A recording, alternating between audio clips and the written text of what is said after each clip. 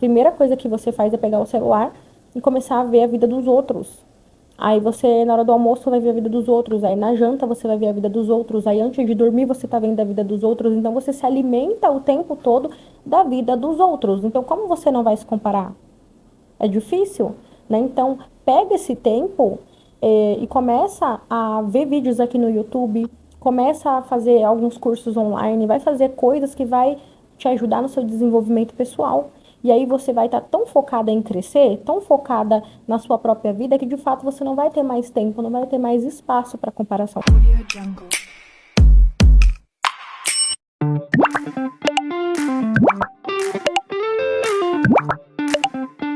Sejam todos muito bem-vindos ao canal Fé Sem Frescura. E nesse quadro, Mentalidade Obstinada, nós vamos falar sobre comparação e inveja de uma perspectiva sincera e bíblica. Eu sou Natália Mota Baveni, já se inscreve, pega a sua água e vamos trocar essa ideia que vai explodir a sua mente. Muitas das vezes, a comparação, ela vem de uma forma inocente. Você vê uma família bem-sucedida, esposa, filhos, uma mãe com o pai dos filhos, uma família estruturada. Ou você vê também um corpo, aquele corpo lindo, maravilhoso, perfeito, o corpo dos sonhos. Ou você vê alguém, um amigo, um parente, um vizinho conquistando um carro do ano ou uma casa. E aí você olha aquelas conquistas daquelas pessoas e aí você, daqui a pouco, quando você menos espera, você tá assim, Senhor, por que que com ele sim e comigo não? Por que ele conseguiu isso e eu não consegui? Por que que ele é melhor do que eu? O que ele tem que eu não tenho? E sem perceber, você acaba entrando num loop infinito, numa guerra que só existe na sua cabeça com aquela pessoa. Isso rouba a sua paz, isso confunde a sua identidade e isso também rouba a sua gratidão. E isso é extremamente grave e problemático, porque as pessoas, geralmente, elas percebem o invejoso. E quando você começa a se comparar demais, a invejar aquela pessoa, quando você começa a cobiçar as coisas daquela pessoa, a pessoa percebe. Então, geralmente, o invejoso, ele acaba ficando sozinho. A pessoa que se compara muito acaba ficando sozinho, isolada, acaba perdendo amizades, acaba perdendo relacionamentos, acaba perdendo laços que são importantes para a nossa caminhada terrena. Sem contar que Deus, ele tem uma missão e um propósito para cada um de nós. Um propósito diferente. Como eu já disse aqui no canal, você não tem um propósito porque você existe, você só existe porque você tem um propósito. Deus, ele já tem algo preparado para você antes mesmo que você viesse ao mundo, quando você ainda estava no ventre da sua mãe.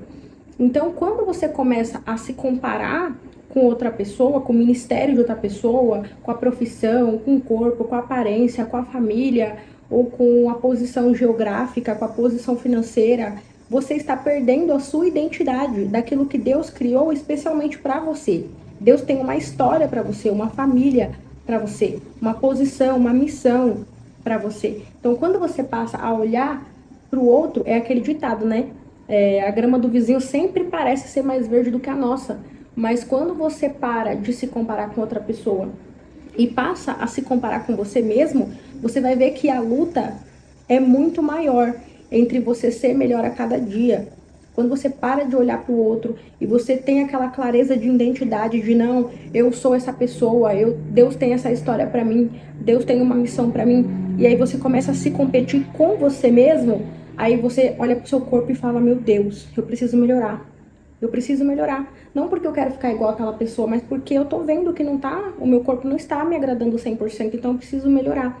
E aí você olha para sua inteligência cognitiva e você fala, nossa, eu preciso estudar, eu preciso obter conhecimento, eu preciso obter sabedoria. E aí você olha para sua vida espiritual e fala, nossa, eu preciso, eu estou no raso, eu preciso me aprofundar mais com Deus, eu preciso buscar mais, eu preciso melhorar mais. Então você vê que a competição com você mesmo, ela é muito mais difícil. É muito mais difícil você competir com você mesmo, você olhar no espelho todo dia e se confrontar. Nossa, tá bom, mas eu sei que pode ficar melhor.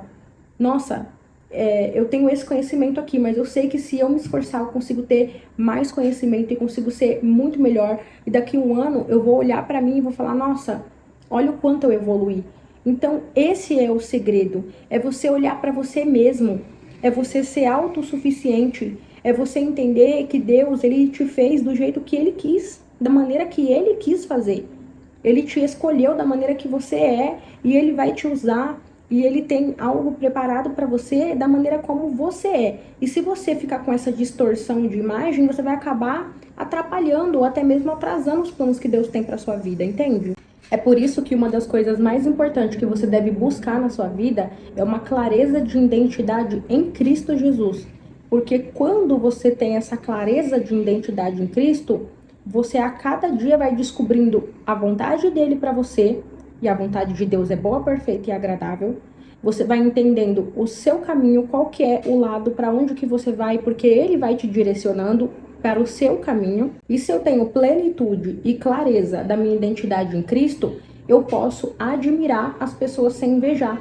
Mas se eu estou carente de identidade, tudo que o outro tem me parece ser uma ameaça. Entendi, Nath, mas como que eu faço para identificar se eu sou assim ou se eu estou sofrendo, estou sendo vítima de inveja ou de cobiça, né, ou de comparação? A primeira coisa que você tem que fazer é saber a diferença entre eles, tá? E qual que é a diferença? A inveja, ela tem níveis, né? Então, eu gosto de classificar assim porque eu aprendi dessa maneira e eu achei que ficou muito claro para mim dessa maneira. Tem o nível de comparação, que é quando eu me comparo com a outra pessoa. Nossa, mas por que que o cabelo dela é assim e o meu é assim? Por que que o corpo dela é assim e o meu é assim? Nossa, mas por que que a gente tem a mesma idade, a gente veio da mesma escola, a gente veio do mesmo bairro e ela tem um carro e eu não tenho, ela tem isso e eu não tenho, ela foi para fora do Brasil e eu ainda tô aqui. Então, o primeiro nível de inveja é a comparação, que é quando eu fico o tempo todo vendo a vida daquela pessoa e me perguntando por que que aquela pessoa tem ou está vivendo algo que eu não estou. O segundo nível é a cobiça. O que que é a cobiça? A cobiça é eu querer ter o que aquela pessoa tem. Então, por exemplo, se aquela pessoa ficou loira, então eu vou ficar loira também. Se aquela pessoa fez uma cirurgia plástica, eu vou fazer uma cirurgia plástica. Se aquela pessoa ela tem um carro branco, sedã, eu vou comprar um carro branco sedã. Se eu não comprar a mesma marca, né? Então tem esse nível de cobiça. E tem um nível de cobiça ainda mais profundo, que é quando eu cobiço, por exemplo, o filho daquela pessoa. Nossa, aquela pessoa tem um filho loiro do olho azul, então eu vou arrumar um homem loiro do olho azul pra mim ter um filho loiro do olho azul também, igual o dela. Na realidade, eu vou fazer melhor. Na realidade, eu quero o marido dela, porque aí com o marido dela, eu vou fazer o filho igualzinho dela. É desse jeito, tá? A cobiça, ela já tá nesse nível de inveja, que é eu querer ter exatamente aquilo que a pessoa tem. Se eu não posso ter aquilo igual daquela pessoa, eu quero aquilo que ela tem, como, por exemplo, que é o caso do marido, né? Que é eu querer cobiçar o marido daquela pessoa para tentar destruir a família dela e formar a minha família, porque a minha régua é medida através da vida dela.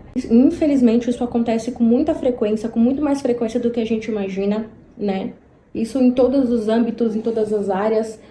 Às vezes a pessoa ela tá numa profissão e ela decide trocar de profissão só porque a outra pessoa tem aquela profissão, então ela vai lá, faz curso, estuda, faz faculdade, enfim, só para ter a mesma profissão, para ter o mesmo título, para estar na mesma posição daquela pessoa. E o terceiro e último nível da inveja, que é o mais grave, é o nível no qual eu chamo de inveja mesmo, que é assim, eu tento ter o que aquela pessoa tem, no caso da cobiça. Eu tento ter o que aquela pessoa tem, eu tento ter o carro igual, eu tento ter o filho igual, eu tento ter o corpo igual, só que aí eu não consigo. Muitas das vezes porque eu não tenho condições financeiras para acompanhar aquela pessoa, ou muitas das vezes porque a minha posição geográfica é diferente daquela pessoa, ou porque eu realmente não consigo, porque a minha aparência é muito diferente daquela pessoa, e aí eu não consigo. Aí é onde eu começo a desejar que ela perca o que ela tem porque eu não tenho. Então esse é o último estágio da inveja, que é quando a pessoa ela vê que ela não vai conseguir aquilo que o outro tem, e ela começa a desejar. Ela começa a desejar a morte dos filhos, ela começa a desejar a perca do casamento, ela começa a desejar a perca, tomara que esse carro bata, tomara que essa pessoa exploda, tomara que, sabe assim? Aí já é um último nível de estágio de inveja. E aqui, meus amigos, aqui é muito grave. É muito grave. tanto para o invejador, tanto para a pessoa que está sentindo, quanto para a pessoa que está sendo invejada. Porque a pessoa que está sendo invejada, se ela não tiver uma proteção divina, se ela não tiver constantemente debaixo de oração, debaixo de intercessão divina, ela corre um risco muito grave de ser atingida por essa energia horrível, essa energia extremamente negativa.